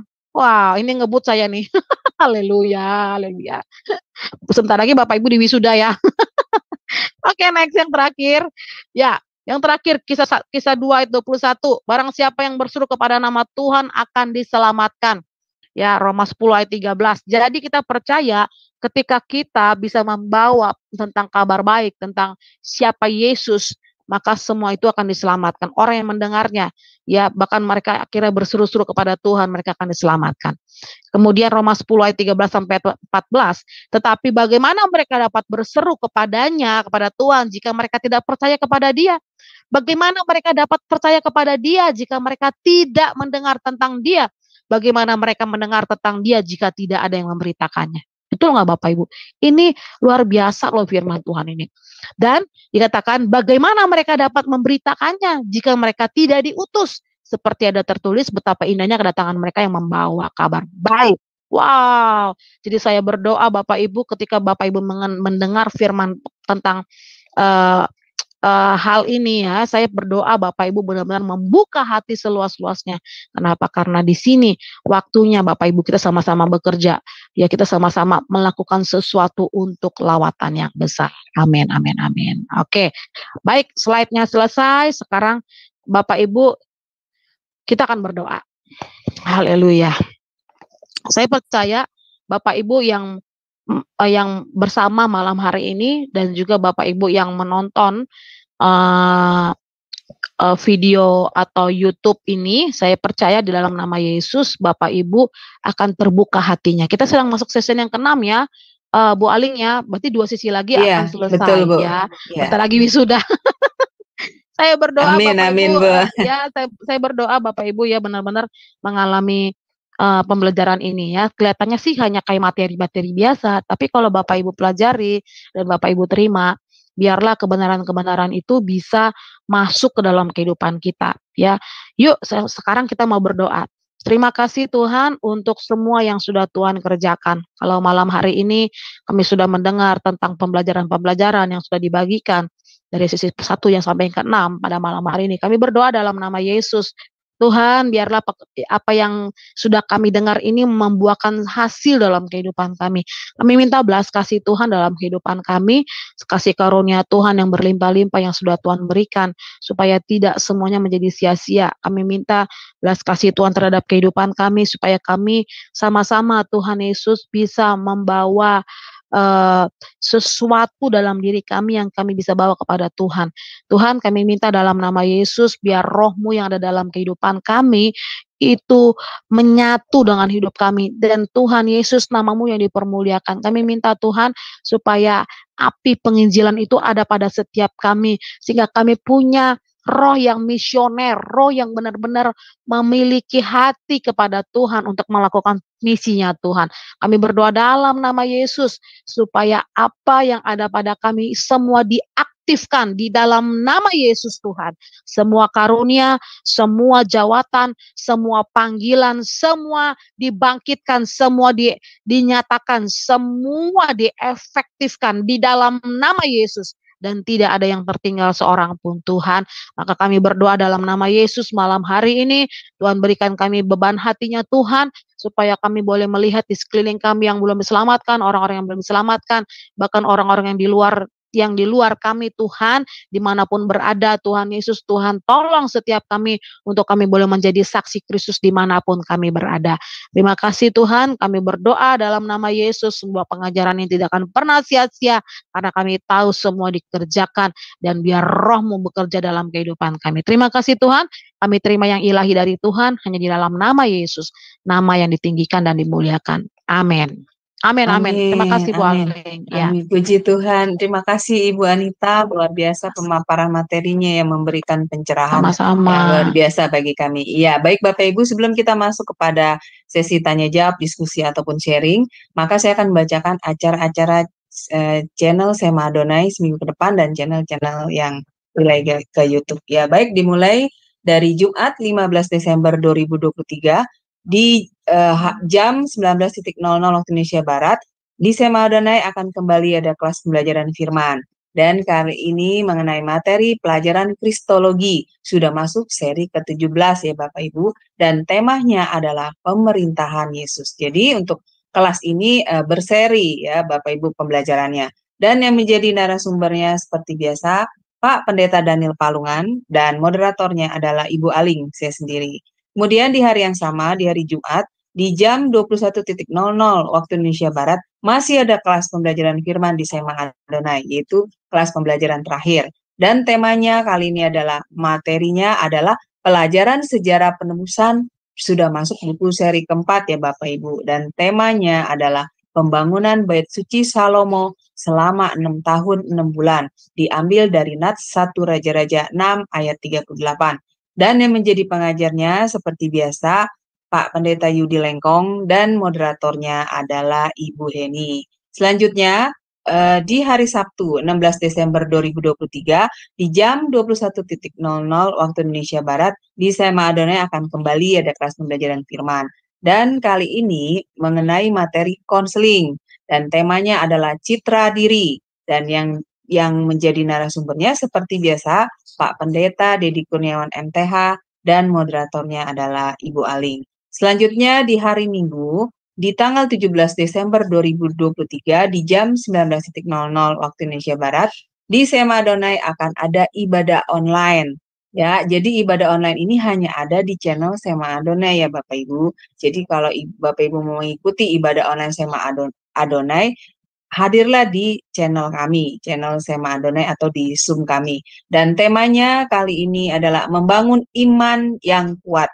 Dan yang menjadi narasumbernya adalah Pak PS Juniarson Ginting, dan yang menjadi liturgisnya adalah Ibu Dewi. Selanjutnya, channel-channel yang relay ke YouTube, yaitu channel Sema Adonai, channel Omihen, channel Gereja YouTube, channel KH Lirai TV, channel Pendalaman Alkitab, channel Nebu Ali, channel Garnet Sidan, dan channel Rin Jumat.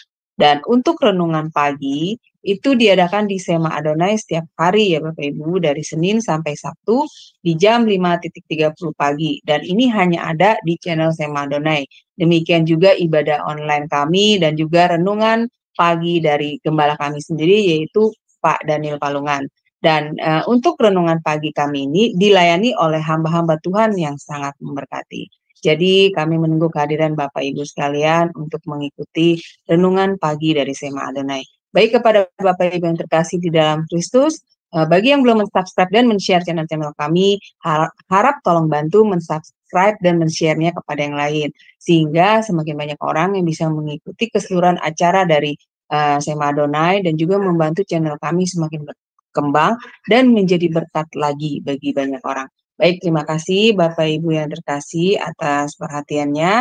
Sekarang kita akan masuk kepada sesi tanya jawab dan diskusi ya Bapak Ibu. Bagi yang ingin bertanya atau sharing tentang materi malam ini, silakan resen terlebih dahulu, maka operator kami akan membuka mute daripada Bapak Ibu sekalian. Ya, baik Ibu Anita, luar biasa untuk materi malam ini ya Bu.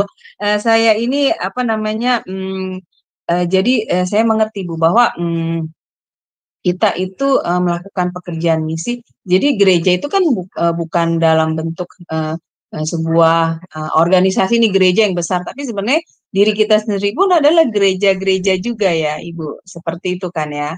Nah, jadi memang bukan tugas gereja yang bentuk organisasi aja, tetapi berarti dari diri setiap umat Tuhan itu mempunyai tugas ya Bu untuk mengabarkan misi ya, menjalankan misi kepada semua orang. Dan untuk ternyata saya juga baru tahu Ibu bahwa menjalankan misi itu bisa dengan kita berdoa.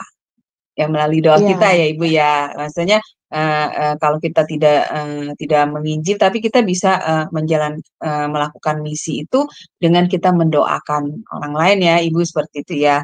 Lalu kalau kita punya dana ya kita bisa menyumbang, atau kita punya daya kita ikut terjun gitu melakukannya, seperti itu ya Ibu. Baru nah berarti ini suatu keharusan ya Ibu, bukannya lagi boleh memilih tidak gitu tapi ini memang sudah suatu keharusan ya bagi semua ini ya Bu, semua umat Tuhan ya Bu, itu udah suatu keharusan yang ya betul yang harus dilakukan ya. Dan Ibu, ini saya mau tanya Bu mengenai ekbalo ya, ini maksudnya diutus dengan cara dipaksa itu bagaimana Ibu? Iya, diutus dengan cara dipaksa maksudnya gini, kita nggak mau misalnya pergi ke sebuah daerah yang Tuhan tempatkan gitu ya. Pada akhirnya Tuhan buat rekayasa. Caranya gimana? Supaya kita bisa di tempat itu. Mungkin kita akhirnya dari kantor diutus ke tempat itu. Itu rekayasa Tuhan ya. Mungkin kita ditempatkan ke daerah itu dengan cara Tuhan. Artinya apa ya? Berarti kita diasingkan ke daerah itu, namanya apa bahasanya tuh ya?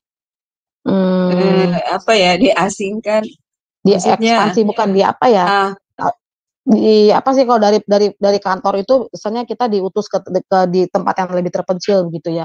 Misalnya kita Ya. diutus Tuhan untuk ke sebuah tempat gitu, tapi kita nggak mau.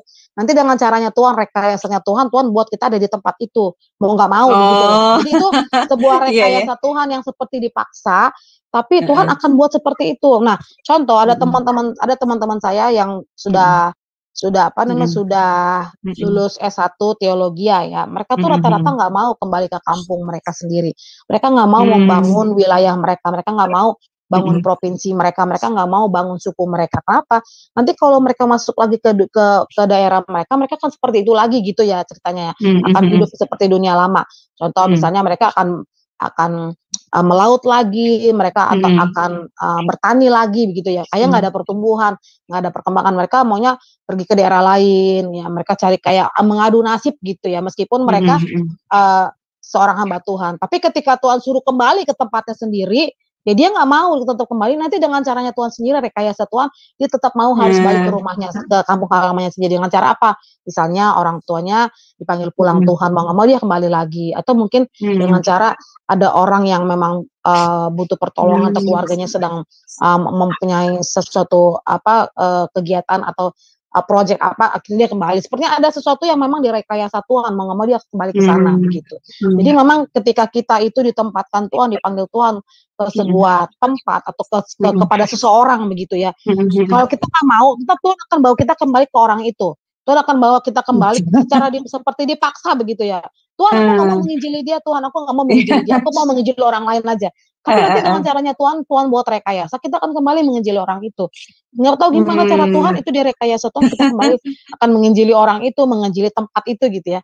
Jadi itulah, makanya kalau kita mau benar-benar diutus Tuhan, kita tuh istilahnya kayak rela gitu ya, dimanapun Tuhan tempatkan kita, ya kita bilang aja siap Tuhan gitu. Jadi ya Tuhan pakai kita lebih maksimal, kita diapostelo oleh Tuhan, bukan diekbalo begitu ya. Jadi ya memang ya seperti itulah ya, itu tergantung kita punya pilihan begitu.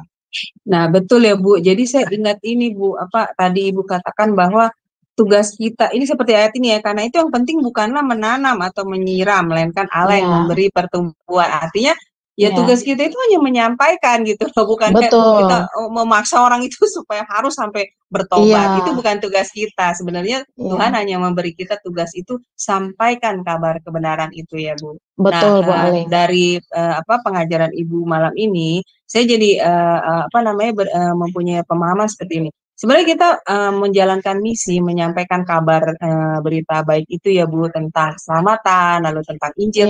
Itu sebenarnya nggak harus kita jadi pendeta, nggak harus kita jadi pengajar ya Bu ya, iya, betul. penginjil. Tapi kita bisa menceritakannya kepada teman kita, kepada saudara kita, dengan kita menceritakan firman yang kita tahu. Seperti itu sebenarnya sudah sama juga dengan menginjil ya Ibu, walaupun bukan melalui seperti kita harus menjadi pendeta dulu, harus menjadi pengajar dulu ya, seperti itu. Jadi kita selalu memperkatakan firman, seperti itu berarti ya Ibu ya. Nah, apalagi terhadap orang-orang yang misalnya menghadapi masalah ya Ibu, atau dia melakukan suatu kesalahan. Nah, kita mengingatkannya itu atau menguatkan mereka itu dengan kita mengatakan firman. Seperti itu kan juga sama ya Bu ya? Betul, ya, betul Bu, ya? betul. Iya. Jadi kita tahu menempatkan diri kita ya. Nah, jadi saya berpikir, nah ya memang berarti tugas semua umat Tuhan ya Bu, memang harus memperkatakan Injil kabar gembira itu kepada semua orang gitu. Jadi jangan bersikap atau beranggapan itu mah tugas pendeta, itu mah tugas gembala, itu tugas apa namanya Injil. Ya, penginjil. Kan pernah juga tuh Bu, saya dengar banyak kisah. Jadi orang ini nih Bu, anak Tuhan sih, umat Tuhan ya.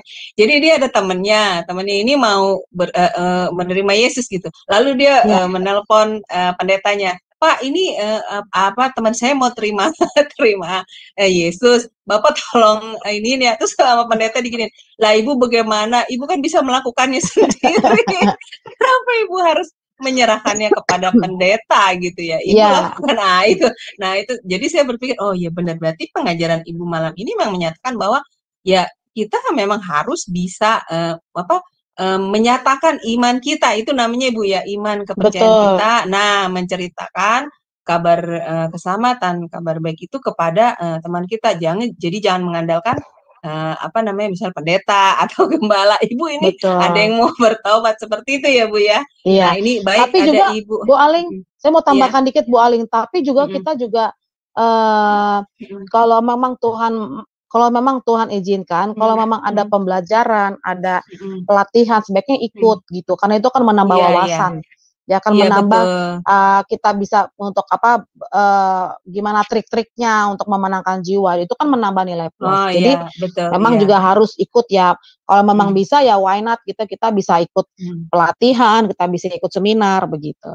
Iya, Seperti seperti hari ini kayak kelas-kelas yang ya terbuka benar gitu ya, seperti hal ini ya, menambah Bu, iya. iya betul Jadi pengetahuan untuk kita. menyampaikan kabar, baik tentang Injilnya juga lebih ini ya, Bu, lebih lebih, benar gitu sesuai dengan Alkitab ya. Betul. Iya, betul. Jadi Iya, harus menambah juga, apa namanya, berarti Ibu itu pengetahuannya ya, pengetahuan pengetahuan tentang kita betul. ya knowledge-nya. Ya baik, ini ada Ibu Tina Galuh Oke, yang akan iya. bertanya. Ya baik, silakan Ibu. Sudah dibuka mute-nya. Baik, silakan. Ya, Ya. salam Bu Shalom, Ya, Bu Tina. salam, Penjelis salam. Anita, salam Bu Alin, terima kasih Ya. waktunya. Shalom, iya. Saya mau tanya nih Bu Anita, apa namanya ini ceritanya gitu. Anak saya itu kan di SMK itu kan punya kakak kelas, itu orang seberang. Iya. Dia bilang setiap saya sembahyang itu selalu didatengin oleh orang yang bercahaya, dia bilang seperti itu. Nah, Iya. terus iya dia sekarang itu menerima Tuhan Yesus, terus dia nanya sama anak saya, itu Iya. katanya, "Iya, saya sering didatangin kalau waktu sembahyang itu yang ada di foto-fotonya orang Kristen," dia Kristen. bilang Iya. gitu. Luar Iya, biasa. iya, terus terus bagaimana? Sedangkan dia kan mau kelulusan nih tahun ini. Nah, Iya. pada waktu itu bicaralah sama orang tuanya, ditentang sama orang tuanya gitu kan, diusir. Terus kata pendapat anak saya bilang, "Jangan dulu kamu berkomentar banyak-banyak ke sana kemari," katanya, "karena kamu kan mau kelulusan dulu, nanti akibatnya fatal bagi kamu," dia bilang gitu kan. Nah, tapi gurunya ini sudah tahu. Terus saya yang mau tanyakan sama ibu itu, nanti bagaimana itu Bu, kalau misalnya memang dia menerima Tuhan gitu loh sebagai Tuhan dan Juru Selamatnya secara pribadi itu, permasalahannya seperti itu tuh. Maksudnya apa harus dibuka berterus terang, apa disimpan aja dulu gitu sampai selesai sekolahnya gitu loh, seperti itu. Ya terima kasih Bu. Iya, Iya. terima Oke. kasih Bu Tina Galung untuk Iya. partisipasinya. Ya, silakan sama-sama dijawab Bu Ibu Alin. Anita. Iya. Ya. Saya percaya ya ketika Tuhan itu menampakkan dirinya kepada seseorang, orang itu spesial loh ya. Kenapa? Karena Tuhan memperkenalkan dirinya langsung kepada pribadi ini gitu ya, kepada siapa namanya Bu? Orang itu namanya siapa? Enggak tahu ya namanya siapa, saya nggak tahu, yang Oke, penting itu iya. anaknya kakak kelas anak saya itu perempuan Iya. gitu loh Bu. Oke. Iya. Saya percaya itu ada satu rencana Tuhan.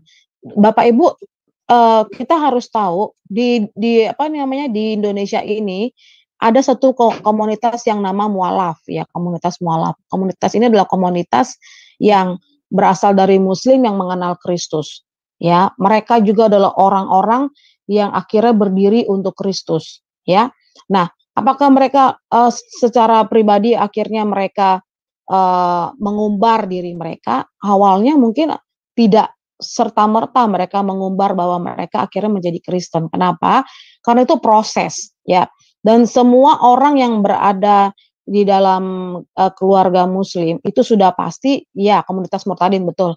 Dan kalau mereka itu sendiri akhirnya bisa survive, saya percaya memang karena Kristus itu yang membimbing mereka. Dan orang itu harus berdoa, tanya Tuhan apa yang harus dia kerjakan.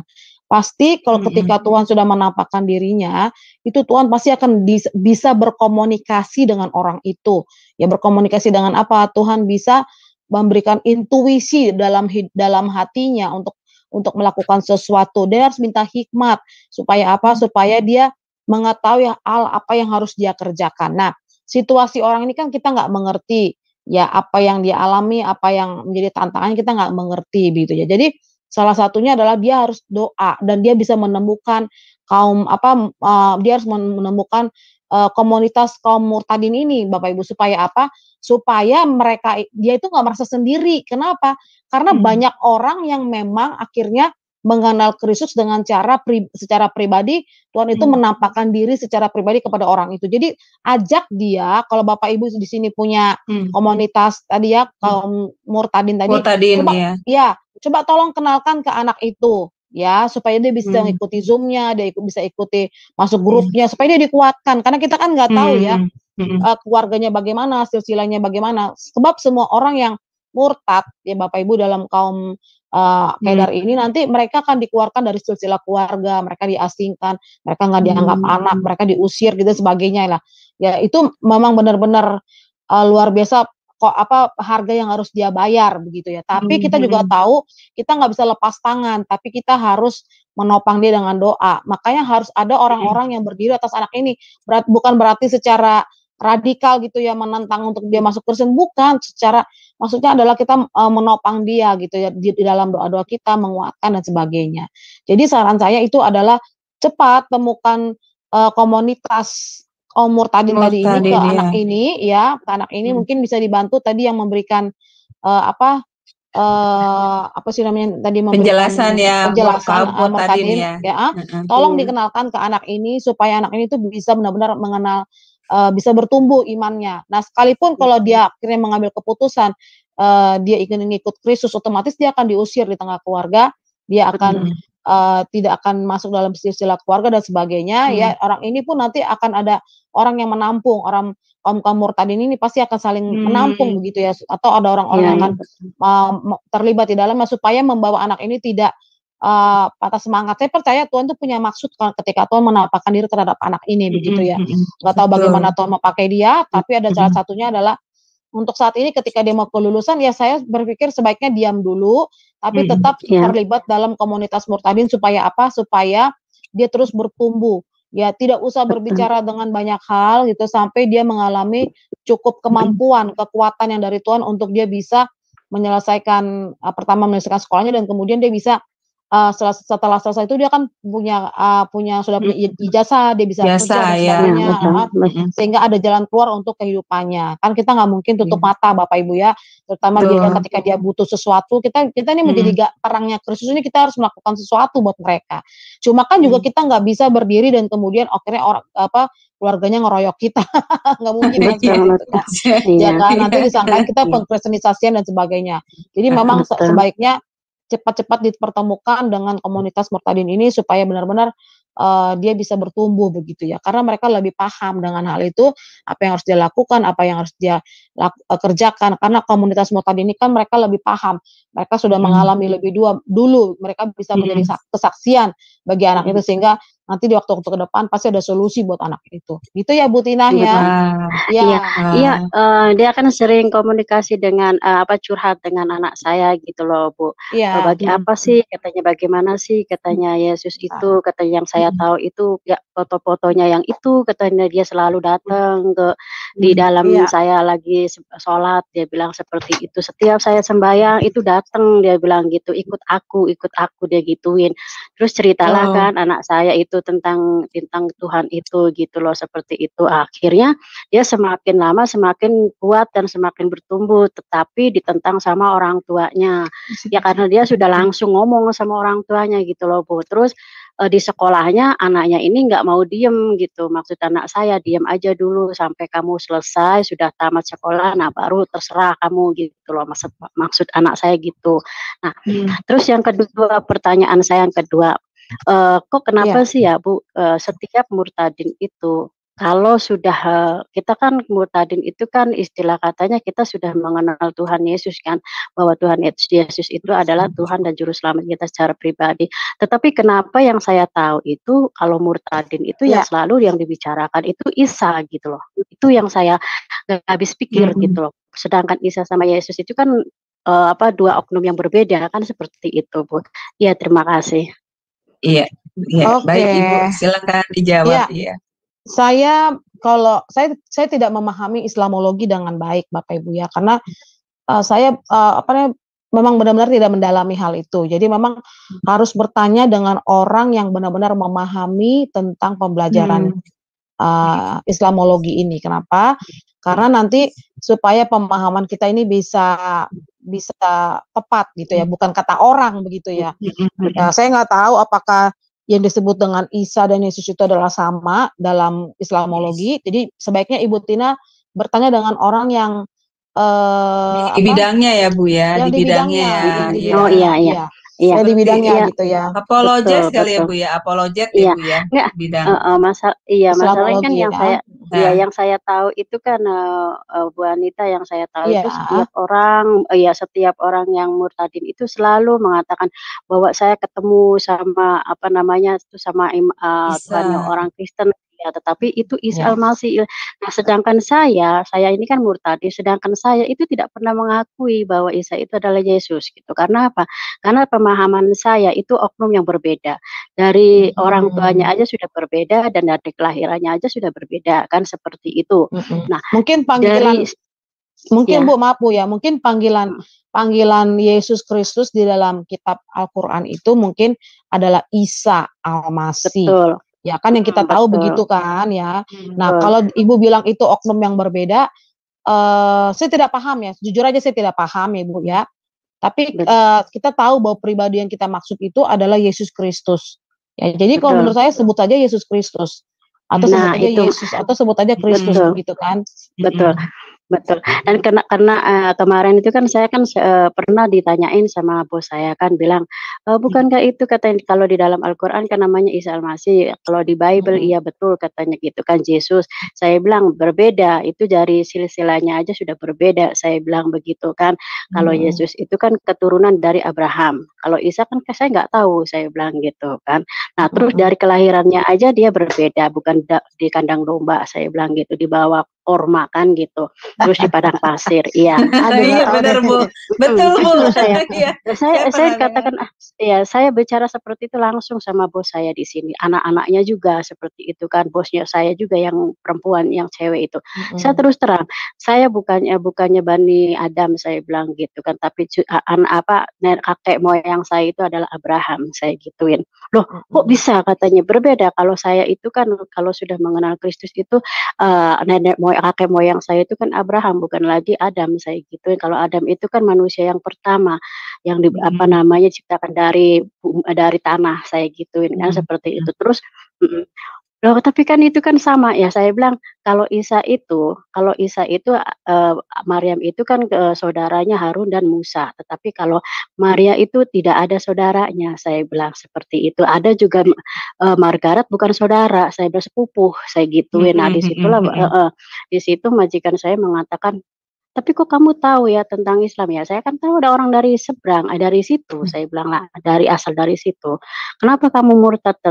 Karena saya tahu kebenaran, saya bilang keselamatan itu hanya ada pada Yesus Kristus, di luar Yesus itu ada kebinasaan yang ada, saya gituin.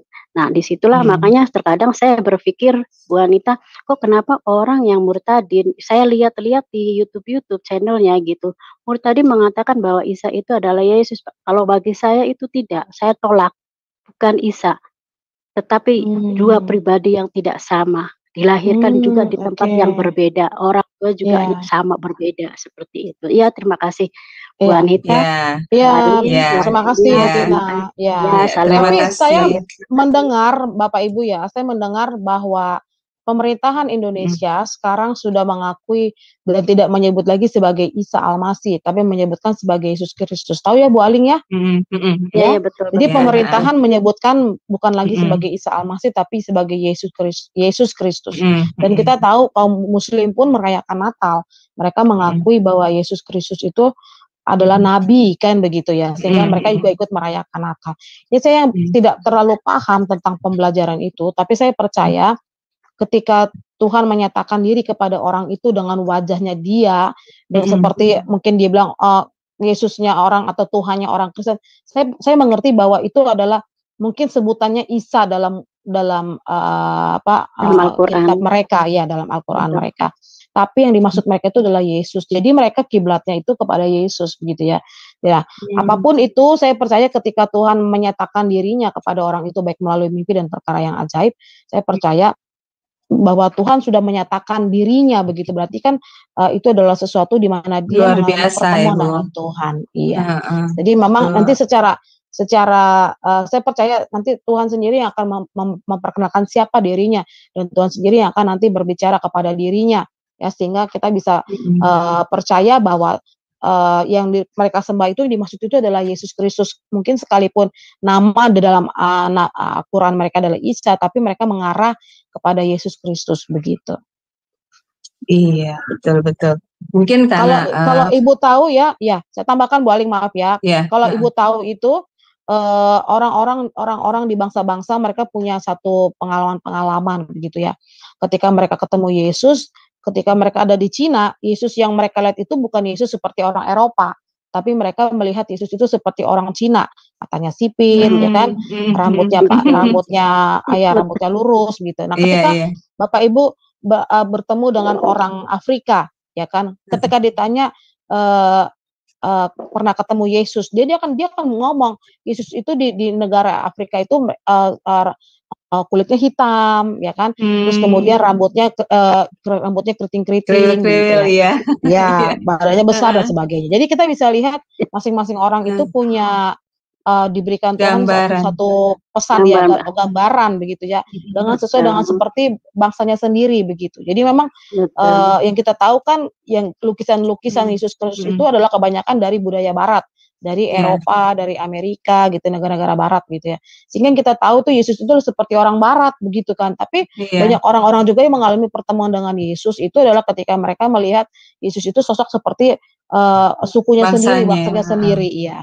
Jadi memang versinya banyak, tapi kita tahu bahwa mereka itu menuju kepada pribadi Yesus Kristus begitu. Betul. Seperti yang tadi Ibu ajarkan, dipaparkan ya Bu tadi di materi, bahwa Tuhan punya cara sendiri dalam memperkenalkan dirinya. Betul. Jadi orang-orang yang mengalami perjumpaan didatangi oleh Yesus ini ya seperti yang tadi Ibu bilang ya Bu, bahwa Tuhan punya cara sendiri dalam memperkenalkan dirinya. Sebenarnya dia mampu ya Bu, mengabarkan dirinya sendiri, memperkenalkan dirinya sendiri. Tapi Tuhan mau kita sebagai umatnya ini mau melakukan pekerjaan misi, itu seperti perkataan di dalam firman Tuhan ya Bu, bahwa kita harus mengabarkan Injil kepada semua bangsa. Ya, baik, luar biasa sekali Bapak materi malam ini Ibu Anita memberikan pencerahan dan juga pemahaman bagi kami. Jadi kami lebih bisa mengerti lagi bagaimana sih sebenarnya sebagai umat Tuhan itu apa yang yang menjadi tanggung jawab kami gitu, apa yang menjadi misi dari kehendak Tuhan bagi kami. Baik Ibu, sepertinya sudah larut ya Bu, dan tak terasa hampir 2 jam ini Bu kita ya. Wah, seru sekali memang, betul.